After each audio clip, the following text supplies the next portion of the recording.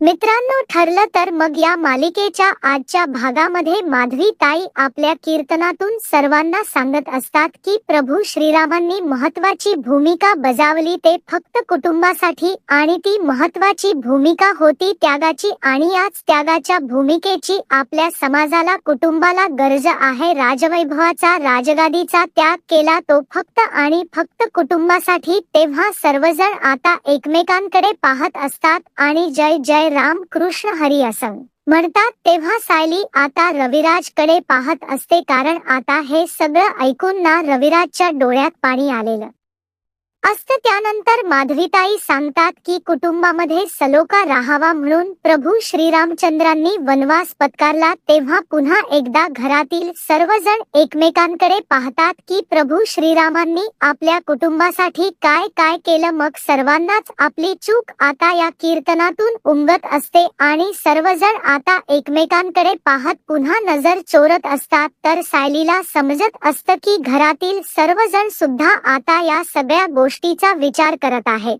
राम कृष्ण हरी हा जय जयकारच सुरू असताना सायली आता लगेचच रविराज कडे जाते. सर्वजण आता तिच्याकडे पाहत असतात की सायली रविराजकडे का चालली असेल. मग आता नंतर ती रविराज समोर जाऊन उभे राहते आणि म्हणते, कीर्तन माणसाच्या मनाचा आरसा असतो. अहो रविराज काका, आपण तर माधवीताई यांच्या कीर्तनातून काहीतरी बोध घ्यायला हवा, आणि जर माझ्यामुळे किल्लेदार आणि सुभेदार कुटुंबामध्ये दरी निर्माण होणार असेल तर मी माझ्या प्रेमाचा आणि माझ्या सुखाचा, अगदी माझ्या संसाराचाही त्याग करायला तयार आहे, असं सायलीने आता रविराजला सांगितल्यानंतर सर्वांनाच खूप मोठा धक्का बसतो आणि सर्वजण सायलीकडे पाहू लागतात. तेव्हा आता सर्वजण सायलीकडे पाहत असताना मनात एक सर्वांचा विचार येतो की सीतेने जसा आपल्या कुटुंबासाठी त्याग केला तशी सायली सुद्धा आता एवढा मोठा त्याग करणार का. सर्वांच्या कपाळावर आता आठ्याच येतात. अर्जुन तर पूर्णपणे आता एकदम खचूनच जातो की सायली अशी का बोलत असेल. त्यानंतर ती आता म्हणते, मी सुद्धा वनवासाला तयार आहे. तेव्हा प्रतिमा अर्जुनकडे पाहते तर आता रविराज हा सायलीकडे पाहतच राहतो आणि मग त्यानंतर पूर्ण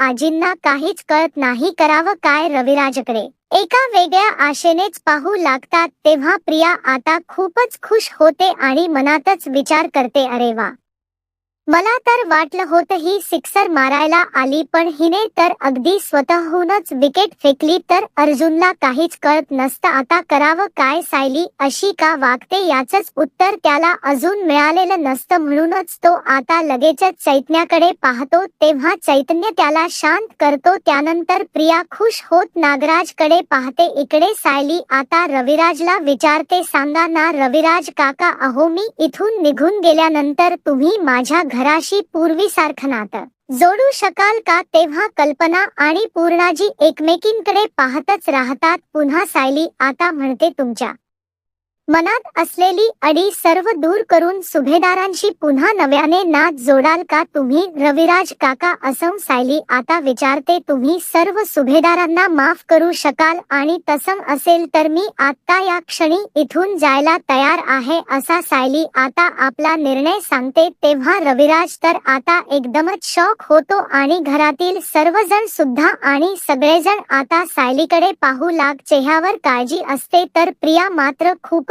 खुश असते. मग आता त्यानंतर सायली लगेचच आता माघारी फिरते आणि अगोदर देवाचं दर्शन घेते. आता घरातील सर्वांना असं वाटतं की सायली आता चालली म्हणून सर्वजण आता खूपच टेन्शन मध्ये येतात आणि सायलीकडे पाहत असतात. तेव्हा अर्जुनला तर काय करावं सुचत नसतं. त्यानंतर रविराज आता पाणवलेल्या डोळ्यांनी सायलीकडे पाहत असतो. तेव्हा आता लगेचच प्रतिमा त्याच्या जवळ जाते आणि त्याला म्हणते, तुम्ही एवढा कसला विचार करताय, मला कळतच. अहो तुम्ही सायलीला कुठेही जाऊ देऊ नका प्लीज रविराज. अहो चूक कोणी केली आणि शिक्षा कोणाला मिळते, जरा याचा विचार करा. तुम्ही असा हा आता अन्याय होऊ देणार आहात का सायलीवर. मग आता सायली सगळं काही सोडून आता खरंच निघालेली प्रतिमा आता रविराजला रिक्वेस्ट करते, अहो थांबवा ना तिला, प्लीज प्लीज थांबवा ना. आता लगेचच अर्जुन हा उठायला जातो आणि सायलीला अडवणार असतो, पण आता चैतन्य म्हणतो, थांब अर्जुन थांब, सायली वहिनी असं वाग शक्यच नाही. अरे तिच्या मनात नक्कीच काहीतरी असेल, तू जरा समजून घे तिला, धीर धर. त्यामुळे आता यात तू अजिबातच पडू नकोस अस अर्जुनला तो सक्त ताकीदच देतो. तेव्हा अर्जुन आता सायलीकडे पाहतच राहतो आणि अगदी रणकुंडीला आलेला असतो. त्यानंतर तो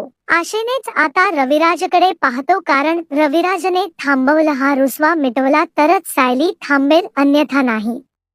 हे अर्जुनला चांगल्यापैकी माहित असतं. तेव्हा घरातील सर्वजण आता सायलीकडे पाहू लागतात, तर कल्पनाला सुद्धा आता टेन्शन येत की सायली खरंच जाते की काय. आता रविराजकडे सर्वजण वेगळ्याच आशेने पाहू लागतात. आता सायली दाराबाहेर पाऊल टाकणार असते आणि कायमची वनवासाला निघालेली असते. तेवढ्यातच रविराज आता म्हणतो की थांब सायली. तेव्हा सायलीची पाऊल आता आपोआपच थबकतात. सर्वजण रविराजकडे पाहत असतात, तर प्रियाला आश्चर्याचा धक्काच बसतो, कारण तिच्या चेहऱ्यावरचा रंग उडतो. रविराजने थांबवलं कसं काय हा प्रश्न तिला पडतो. तर आता सायलीला खूपच आनंद होतो, कारण तिला कुठे ना कुठे कॉन्फिडन्स असतो की रविराज काका असं कधीही होऊ देणार नाही. सायली आता मागे वळून पाहते आणि मग रविराज सुद्धा सायलीकडे पाहत असतो. आपल्या लेकीचा भास त्याला तिच्यामध्ये होत असतो. मग आता तो सायलीला म्हणतो, तू इथून ना कुठेही जायचं नाहीयेस. सुभेदारांच्याकडून चूक तर झालेली आहे आणि फक्त चूक नाही तर कधीही माफी देता येणार नाही. एवढा मोठा गुन्हा घडलाय, पण मी एवढा निष्ठुर सुद्धा नाहीये की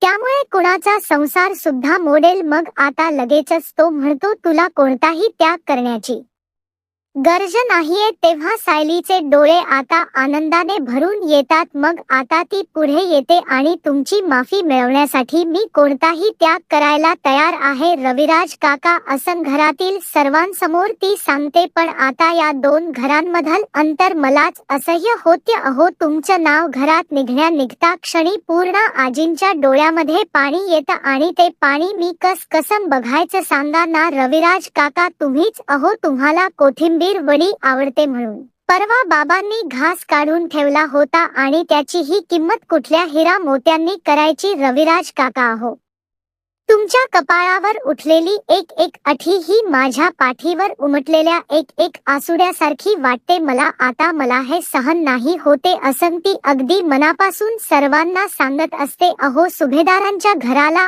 आनंद असला की तुम्ही ना तुमच्या घराला तोरण लावायच बरोबर ना. ते संकटात असले तर तुम्ही वडिलांसारखे त्यांच्या पाठीमागे उभे राहून अगदी कणखरपणे त्याचं रक्षण करायच. पण आताच ही दरी का आणि आपल्या माणसांवर एवढा राग का रविराज काका असं ती रविराजला विचारते. तेव्हा सर्वजण सायलीकडे पाहू लागतात. राजला आता सायलीच म्हणणं हे पटत असतं.